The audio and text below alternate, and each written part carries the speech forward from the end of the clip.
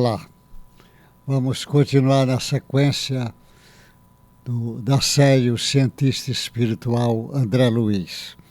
Hoje vamos à lição 249, Perispírito e Doenças.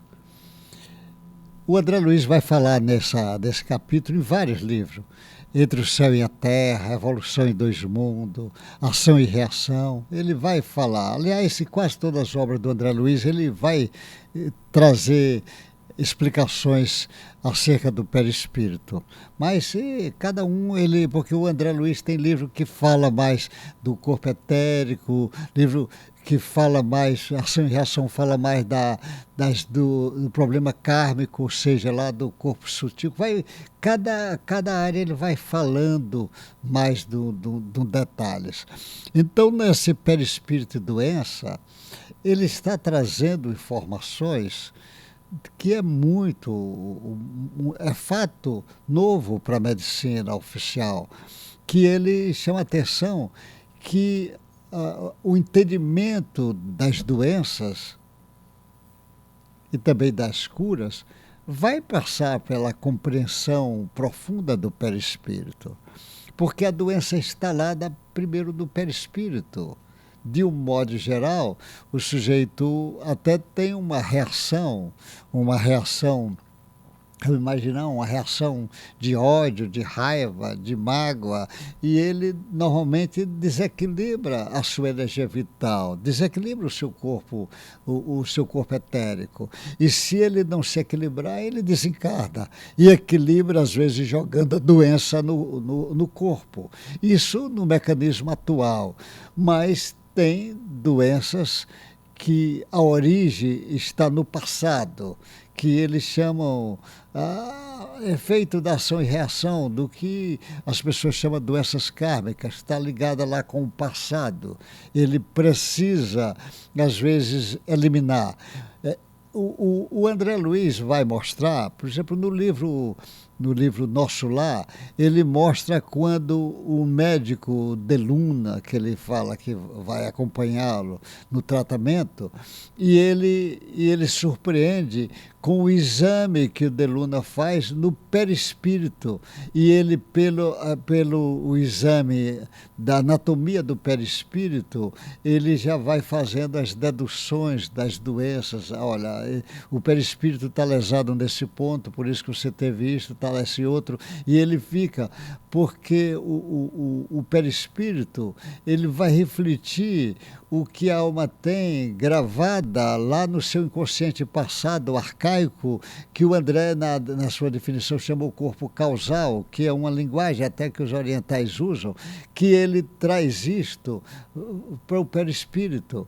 E esse entendimento dessas doenças, aquele Ian Stevens, que foi um grande cientista americano que se dedicou muito para o estudo da reencarnação, ele traz das suas obras, que ele deixou milhares de trabalhos sobre reencarnações, acho que 3.200 casos sobre reencarnação, trabalho científico bem organizado, que ele era professor da universidade lá nos Estados Unidos, Pensilvânia, e ele também tinha uma universidade do Canadá, que ele também era professor, e ele traz uma série de defeitos de nascenças que ele faz ligação com o passado. No estudo da reencarnação, alguém lá no passado, quando a pessoa tem um defeito e diz que é fulano, e ele vai lá conferir e bate e encontra defeitos de nascenças, dizendo que a origem está no passado, ou seja,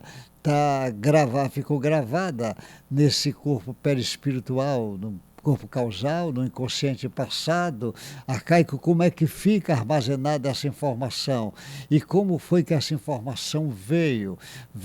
Até que é um trabalho que os homens de ciências depois vão ter que debruçar sobre isto. Como é esse mecanismo, como é que elimina, como é esse vórtice energético que acumula essa informação, como é que é eliminado isto?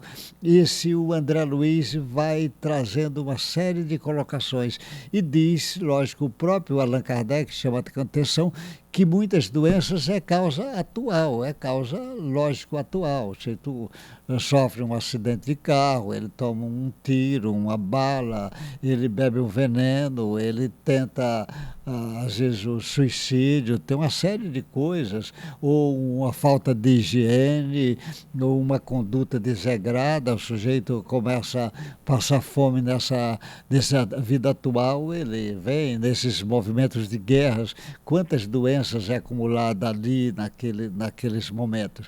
Então tem a coisa atual, mas também até para ela se instalar é preciso que o perispírito seja desequilibrado. Algumas pessoas têm determinadas tendências, que tendências já está gravada lá no seu passado. Essas tendências também vai trazer informações para aqui. Então essa do perispírito é um mundo imenso.